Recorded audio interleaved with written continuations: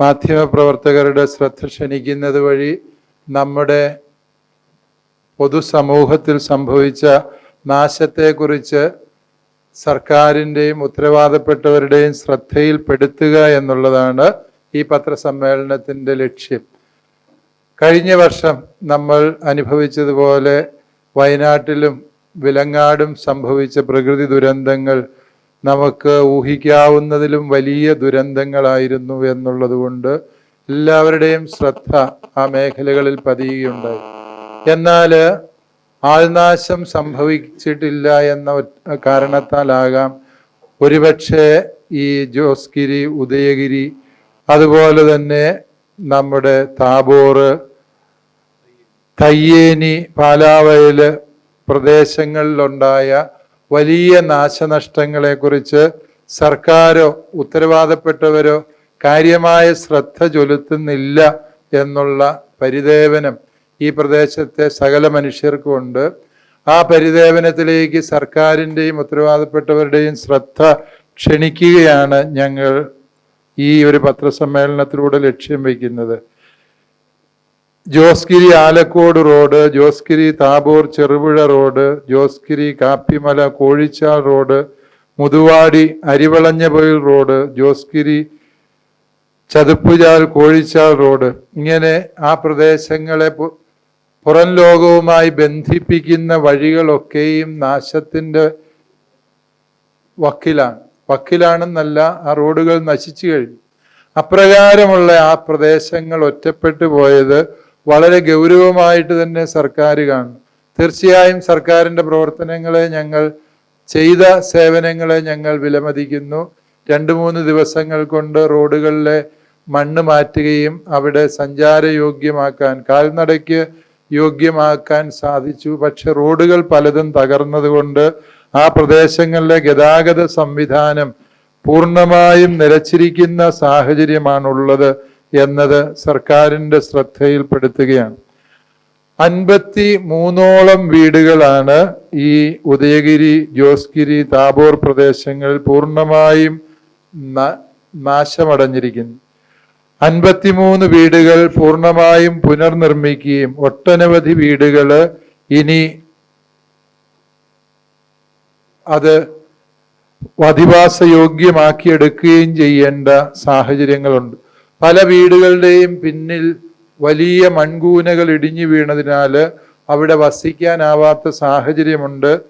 വാഹന സൗകര്യങ്ങളില്ലാത്തത് കൊണ്ട് JCB പ്രവേശിക്കാൻ കഴിയാത്ത വിധത്തിൽ അവിടെ നാശനഷ്ടങ്ങൾ സംഭവിച്ചു എന്നുള്ളതും സങ്കടകരമായ സത്യമാണ്. ഈ കാര്യങ്ങളിലേക്ക് വിശദാംശങ്ങൾ നിങ്ങൾക്ക് തരുന്ന പത്രക്കുറിപ്പിൽ രേഖപ്പെടുത്തിയിട്ടുള്ളതിനാൽ ഞാൻ ദീർഘിപ്പിക്കുന്നില്ല. ഈ കാര്യങ്ങളിലേക്ക് കേരള സർക്കാരിൻ്റെ അടിയന്തരമായ ശ്രദ്ധ പതിയണം. മലയോരത്ത് ഉണ്ടായിട്ടുള്ള കനത്ത നാശനഷ്ടങ്ങളെ പരിഹരിക്കുന്നതിന് വേണ്ടി മലയോരത്തിൻ്റെ ഗതികേട് മനസ്സിലാക്കി ഒരു സ്പെഷ്യൽ പാക്കേജ് തന്നെ സർക്കാരിൻ്റെ ഭാഗത്ത് നിന്ന് പ്രഖ്യാപിക്കണം എന്നതാണ് ഞങ്ങൾ ഇവിടെ സർക്കാരിന് മുമ്പിൽ വയ്ക്കുന്ന നിർദ്ദേശം. ഇവിടെ ഒട്ടനവധി കുടുംബങ്ങൾ നാശമടയുന്ന വക്കിലെത്തിയിരിക്കുകയാണ്. ഒരുപാട് കുടുംബങ്ങൾ അവരുടെ ഭവനങ്ങൾ വാസയോഗ്യമല്ലാതായി തീർന്നിരിക്കുന്നു. തയ്യേനി കുന്നില് വനാതിർത്തിയോട് ചേർന്നുള്ള ആദിവാസി മലവേട്ട് കോളനിയിലാണ് ഉരുൾപൊട്ടൽ ഉണ്ടായിരിക്കുന്നത്. അങ്ങോട്ടേക്കുള്ള ഗതാഗത സൗകര്യങ്ങളെല്ലാം പൂർണ്ണമായും നിലച്ചിരിക്കുകയാണ്. ഈ പ്രദേശത്തെ അംഗനവാടി ഉൾപ്പെടെ തകർന്നിട്ടുണ്ട്. ആ പ്രദേശത്തേക്ക് യാത്രാ സൗകര്യം ഇല്ല എന്ന് മാത്രമല്ല, ആ പ്രദേശത്തെ റോഡുകൾ 10-30 മീറ്ററോളം റോഡുകൾ ഒലിച്ചു പോയിരിക്കുന്നതിനാലാണ് ഈ ഗതാഗതം അസാധ്യമായി തീർന്നിരിക്കുന്നത്. ഈ പ്രദേശത്ത് സർക്കാരിൻ്റെ ശ്രദ്ധ ഗൗരവമായി പതിയേണ്ടതുണ്ട്. അതുകൊണ്ട് ഈ 2 പ്രദേശങ്ങളിലായി സംഭവിച്ചിരിക്കുന്ന വലിയ പ്രകൃതി ദുരന്തങ്ങൾക്ക് സർക്കാരിൻ്റെ സത്വര ശ്രദ്ധ ഉണ്ടാകണം എന്നാണ് ഞങ്ങൾക്ക് ആദ്യമേ തന്നെ പറയാനുള്ളത്. സർക്കാർ പ്രത്യക്ഷത്തിൽ പ്രകടമായി അത്യാവശ്യം ചെയ്യേണ്ട ചില കാര്യങ്ങൾ ചെയ്തിട്ടുണ്ട്, അത് ഞങ്ങൾ നിഷേധിക്കുന്നില്ല. മറിച്ച് സർക്കാരിൻ്റെ ഇടപെടൽ എന്ന് പറയുമ്പോൾ ഈ വീടുകൾ പുനർനിർമ്മിക്കുന്നതിന് വേണ്ട രീതിയിലുള്ള ഈ റോഡുകൾ ഗതാഗത യോഗ്യമാക്കുന്നതിന് വേണ്ടിയുള്ള സത്വരമായ ഇടപെടൽ തന്നെയാണ് ഞങ്ങൾ പ്രതീക്ഷിക്കുന്നത്. അത് വളരെ വ്യാപകമായ നാശനഷ്ടങ്ങൾ ഉണ്ടായിരിക്കുന്നതിനാൽ ഈ കാര്യത്തിൽ ഒരു സ്പെഷ്യൽ പാക്കേജ് തന്നെ ആണ് അവിടുത്തെ നിവാസികൾ, മലയോര നിവാസികൾ ആവശ്യപ്പെടുന്നു. യെസ്, മന്ത്രി സണ്ണി ജോസഫ് ഉൾപ്പെടെ റവന്യൂ ഉദ്യോഗസ്ഥന്മാര്, കളക്ടർ ഉൾപ്പെടെ അവർ വന്നിരുന്നു എന്ന കാര്യം ഞങ്ങൾ വിസ്മരിക്കുന്നില്ല.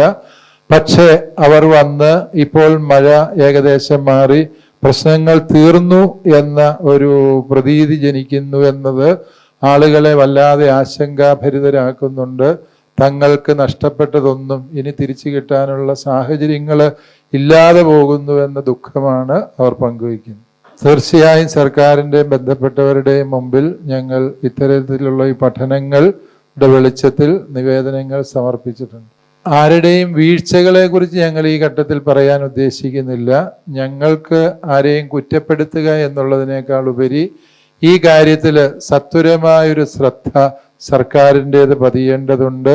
റവന്യൂ വകുപ്പ് ഈ കാര്യത്തിൽ വേണ്ടത്ര പഠനങ്ങൾ നടത്തി നാശനഷ്ടങ്ങൾ കണക്കുകൂട്ടി ഇത് ബാധിച്ചിരിക്കുന്ന കുടുംബങ്ങളെയും സമൂഹങ്ങളെയും സംരക്ഷിക്കുന്ന പദ്ധതികൾക്ക് രൂപം കൊടുക്കണമെന്നാണ് ഞങ്ങൾക്ക് ആവശ്യപ്പെടാനുള്ളത്. ഈ EWS സർട്ടിഫിക്കറ്റ് നൽകുന്നതിന് സംസ്ഥാനത്തിനും കേന്ദ്രത്തിനും 2 മാനദണ്ഡങ്ങളാണുള്ളത് എന്ന് നമുക്കറിയാം. കേരളത്തിൻ്റെ സാമൂഹിക പശ്ചാത്തലം, ഭൂമിശാസ്ത്രപരമായ അധിവാസ മേഖലകളുടെ പശ്ചാത്തലം മനസ്സിലാക്കാത്ത നിയമമാണ് പലപ്പോഴും ഇവിടെ നിലനിൽക്കുന്നത്. കേന്ദ്രത്തിൽ ഇത് 8 ലക്ഷം രൂപ വരെയും വാർഷിക വരുമാന പരിധിയുള്ളപ്പോൾ ഇവിടെ സംസ്ഥാനത്ത് അത് 4 ലക്ഷമായി നിജപ്പെടുത്തിയിരിക്കുന്നു എന്നുള്ളത്. അതുപോലെ തന്നെ ഭൂവിസ്തൃതി, ഭൂവുടമസ്ഥാവകാശം എന്നത് കേരളത്തിൽ അത് 2 ഏക്കറായി നിജപ്പെടുത്തിയപ്പോൾ സംസ്ഥാനത്ത് 2 ഏക്കറാകുമ്പോൾ കേന്ദ്രത്തിൽ അത് 4 ഏക്കറാണ് എന്നുള്ളത് നമ്മൾ വ്യത്യാസം മനസ്സിലാക്കണം. പലപ്പോഴും ഈ മലയോര കർഷകര് അവർക്ക് 4-5 ഏക്കർ ഭൂമിയുണ്ട്. പക്ഷെ ആ ഭൂമിയിൽ നിന്നുള്ള വരുമാനം എന്ന് പറയുന്നത് പ്രതിവർഷം 50,000 രൂപ പോലും കിട്ടാത്ത സാഹചര്യമാണ് എന്ന് ആ പ്രദേശങ്ങളിൽ ജീവിച്ചിട്ടുള്ളവർക്ക്, അവിടെ സന്ദർശിച്ചിട്ടുള്ള നിങ്ങൾക്ക് തന്നെ മനസ്സിലാക്കാവുന്നതാണ്. കാരണം കൃഷി ചെയ്താൽ എല്ലാം വന്യമൃഗങ്ങൾ നശിപ്പിക്കുന്ന സാഹചര്യമാണുള്ളത്. അതുകൊണ്ട് EWS സർട്ടിഫിക്കറ്റിൻ്റെ വിതരണവുമായി ബന്ധപ്പെട്ട് കേന്ദ്ര സംസ്ഥാന സർക്കാരുകളുടെ വ്യവസ്ഥകളിലെ വ്യത്യാസം മനസ്സിലാക്കി കേന്ദ്ര സർക്കാരിൻ്റെ വ്യവസ്ഥകൾക്ക് അനുസൃതമായി സംസ്ഥാന സർക്കാരിൻ്റെ വ്യവസ്ഥകളും പുനഃക്രമീകരിക്കണം എന്നുള്ള ഒരു നിർദ്ദേശം ഞങ്ങൾക്ക് സർക്കാരിൻ്റെ മുമ്പിൽ വയ്ക്കാനുണ്ട്. അതുപോലെ തന്നെ കർഷകർ ഈ മലയോര മേഖലയിൽ നേരിടുന്ന ഒരു വലിയ പ്രശ്നമാണ് ഫെയർ വാല്യൂ നിശ്ചയിക്കുന്നതിൽ വന്നിരിക്കുന്ന വലിയ അപാകത. അതായത് ഒരു പഞ്ചായത്തിലെ സർവ്വഭൂമിക്കും ഒരേ ഫെയർ വാല്യൂ നിശ്ചയിക്കുന്ന വലിയ അപകടമാണ് ഇവിടെ കാണുന്നത്. അതായത് വഴിയോരത്ത് ടൗണിനോട് ചേർന്ന് സൗകര്യപ്രദമായ സ്ഥലത്തിന് നിശ്ചയിച്ചിരിക്കുന്ന അതേ വില തന്നെ ഗതാഗത സൗകര്യങ്ങളില്ലാതെ പാറക്കെട്ടുകൾ നിറഞ്ഞ മലമ്പ്രദേശങ്ങൾക്കും അതേ ഫെയർ വാല്യൂ നിശ്ചയിച്ചിരിക്കുന്നതിനാൽ മനുഷ്യർക്ക് ഭൂമി കൈമാറ്റം ചെയ്യാൻ കഴിയാത്ത അവസ്ഥ വന്നിട്ടുണ്ട്. ഈ റീസർവേയോടനുബന്ധിച്ച് ശാസ്ത്രീയമായ പഠനം നടത്തി ഫെയർ വാല്യൂ പുനർനിർണയിക്കണം എന്ന നിർദ്ദേശം ഞങ്ങൾക്ക് സർക്കാരിൻ്റെ മുമ്പിൽ വയ്ക്കാനുണ്ട്. അവസാനമായി ഒരു കാര്യവും കൂടി സർക്കാരിനെ അറിയിക്കാനുള്ളത്, ഇപ്പോൾ കർഷകരെ മുഴുവനും കബളിപ്പിച്ചുകൊണ്ട് ESAയുടെ വിസ്തീർണം പഴയതുപോലെ കസ്തൂരി രംഗൻ കമ്മീഷന്റെ റിപ്പോർട്ടുകളിൽ പറഞ്ഞിരുന്നത് 9387 ചതുരശ്ര കിലോമീറ്റർ ആണ് വനഭൂമിയായി നിർണയിക്കപ്പെട്ടിരുന്നത്. അത് ഈ ESA ആയി പുനർനിശ്ചയിച്ചിരുന്നത് പിന്നീട് അത് കുറച്ച് 8837 സ്ക്വയർ കിലോമീറ്റർ സ്ഥലമാക്കി ഉമ്മൻ കമ്മീഷൻ ശാസ്ത്രീയമായ പഠനങ്ങൾക്ക് ശേഷം സമർപ്പിച്ച ആ കണക്കുകൾ കേന്ദ്രം അംഗീകരിക്കും എന്നാണ് മുൻ സർക്കാരുകൾ അടക്കം ഉറപ്പ് നൽകിയിരുന്നത്. പക്ഷേ ഇപ്പോൾ വീണ്ടും കേന്ദ്രം നടത്തിയിരിക്കുന്ന നോട്ടിഫിക്കേഷനിൽ പഴയ അതേ കണക്ക് തന്നെയാണ്. 9387 ചതുരശ്ര കിലോമീറ്റർ സ്ഥലം ഇപ്പോൾ ESA വിജ്ഞാപനത്തിൻ്റെ പരിധിയിൽ നിലനിർത്തിയിരിക്കുകയാണ്. എന്ന് പറഞ്ഞാൽ മലയോര കർഷകർ ഏറ്റവും വലിയ സമരം നടത്തി അവർക്ക് വേണ്ടി സ്പെഷ്യൽ കമ്മീഷനെ നിയമിച്ച് ഉമ്മൻ കമ്മീഷന്റെ പഠനങ്ങളുടെ വെളിച്ചത്തിൽ പുറത്തു കൊണ്ടുവന്ന ശരിയായ റിപ്പോർട്ട് തള്ളിക്കളഞ്ഞ് അന്നത്തെ ജനങ്ങളുടെ സമരങ്ങളെ എല്ലാം അവഗണിച്ചുകൊണ്ട് പഴയ റിപ്പോർട്ട് തന്നെ നിലനിർത്തിക്കൊണ്ടുള്ള വിജ്ഞാപനം വന്നിരിക്കുകയാണ്. ഇത് മലയോരത്ത് വീണ്ടും സമരത്തിലേക്ക് ഒരു ജനതയെ തള്ളിവിടുന്ന സമീപനമാണ് ഉണ്ടായിരിക്കുന്നത്. ഈ കാര്യത്തിലും കേന്ദ്ര സംസ്ഥാന സർക്കാരുകൾ സമയോചിതമായി ഇടപെടേണ്ടതുണ്ട്. സംസ്ഥാന സർക്കാർ കൊടുക്കുന്ന റിപ്പോർട്ടുകൾ വേണ്ട രീതിയിൽ കേന്ദ്രം പഠിക്കാത്തതാണോ, അഥവാ ഇവിടെ നിന്ന് കൊടുക്കുന്ന റിപ്പോർട്ടുകളുടെ അപാകതയാണോ ഇപ്രകാരമുള്ള അബദ്ധങ്ങൾ ആവർത്തിക്കുന്നതിൻ്റെ പിന്നിലുള്ളത് എന്ന് ഞങ്ങൾ കർഷകർക്ക് സംശയമുണ്ട്. EWS സമുദായത്തിന് ഗുണകരമാകാത്തതിൻ്റെ കാരണമെന്ന് പറയുന്നത് ഈ വേണ്ട രീതിയിൽ സർട്ടിഫിക്കറ്റുകൾ സംലഭ്യമല്ലാത്തത് കൊണ്ടാണ്. അതായത് ഈ സാമ്പത്തികമായി പിന്നാക്കം നിൽക്കുന്ന മുന്നോക്ക വിഭാഗങ്ങളിലെ ആളുകൾക്ക് വേണ്ടിയാണല്ലോ ഈ സർട്ടിഫിക്കറ്റ് ഇഷ്യൂ ചെയ്യേണ്ടത്. അതിന് അർഹതപ്പെട്ടവരിൽ 80% പേർക്ക് ഈ സർട്ടിഫിക്കറ്റ് ഇപ്പോൾ ലഭിക്കാത്ത സാഹചര്യമാണുള്ളത്. അതുകൊണ്ടാണ് സമുദായത്തിന് അതിൻ്റെ പ്രയോജനം ലഭിക്കാതെ പോകുന്നത്. കാര്യക്ഷമം അല്ല എന്ന് പറഞ്ഞ് സർക്കാരുമായിട്ടൊരു ഏറ്റുമുട്ടലല്ല ഞങ്ങൾ കർഷകരെ ആഗ്രഹിക്കുന്നത്. മറിച്ച് ഞങ്ങൾ ആഗ്രഹിക്കുന്നത് അടിസ്ഥാനപരമായി ഈ കർഷകൻ്റെ നിലനിൽപ്പിന് വേണ്ടിയുള്ള, അതിജീവനത്തിന് വേണ്ടിയുള്ള പോരാട്ടത്തിൽ സർക്കാരിൻ്റെ ആത്മാർത്ഥമായ ശ്രദ്ധയും സഹകരണവുമാണ് ഞങ്ങൾ പ്രതീക്ഷിക്കുന്നത്. സർക്കാർ പല കാര്യങ്ങൾ ഇതിനോടകം ചെയ്തു എന്നുള്ളത് കർഷകർ നന്ദിയോടെ അനുസ്മരിക്കുന്നുണ്ട്. ഞങ്ങൾ ഈ മലയോരങ്ങളിലെല്ലാം സഞ്ചരിച്ചപ്പോൾ കണ്ടത് അവർ പല കാര്യങ്ങളും സർക്കാർ പ്രാഥമികമായി ചെയ്യേണ്ട പല കാര്യങ്ങളും ചെയ്തിട്ടുണ്ട്. അത് നന്ദിയോടെ ഓർക്കുന്നതോടൊപ്പം അത് ഒരു ശാശ്വതമായ പരിഹാരമല്ല. ശാശ്വതമായ പരിഹാരത്തിന് കർക്കശമായ കർമ്മ പദ്ധതി, പ്രത്യേകിച്ച് ഒരു മലയോര പാക്കേജ് തന്നെ ആവശ്യമുണ്ട് എന്ന് ഞങ്ങൾ കരുതുന്നു. കഴിഞ്ഞ സർക്കാർ പാസ്സാക്കിയ, നിയമസഭയിൽ പാസ്സാക്കിയ വന്യമൃഗങ്ങളുടെ ഈ പെരുകൽ നിയന്ത്രിക്കുന്ന കൃഷിഭൂമിയിലേക്കുള്ള കടന്നുകയറ്റങ്ങൾ തടയുക എന്ന ലക്ഷ്യത്തോടെ പാസ്സാക്കിയ ബില്ല് മലയോര ജനത വർഷങ്ങളായി ആവശ്യപ്പെടുന്ന ഒരാവശ്യത്തിൻ്റെ സാക്ഷാത്കാരമായിരുന്നു. ആ ബില്ല് നമുക്കറിയാവുന്നതുപോലെ അത് രാജ്യത്തിൻ്റെ നിയമം അനുസരിച്ച് അത് കേന്ദ്ര സർക്കാരിൻ്റെ അധികാര പരിധിയിൽ പെടുന്ന കാര്യമാണ്. ആ ശ്രദ്ധയിൽ കൊണ്ടുവരാൻ ആ ബില്ല് സഹായകമായി. പക്ഷെ അത് കേന്ദ്ര സർക്കാർ ആ ബില്ലിൻ്റെ ഉദ്ദേശശുദ്ധി മനസ്സിലാക്കി കർഷകരുടെ പക്ഷത്ത് നിന്ന് തീരുമാനമെടുക്കണമെന്നാണ് ഞങ്ങൾക്ക് ആവശ്യപ്പെടാനുള്ളത്.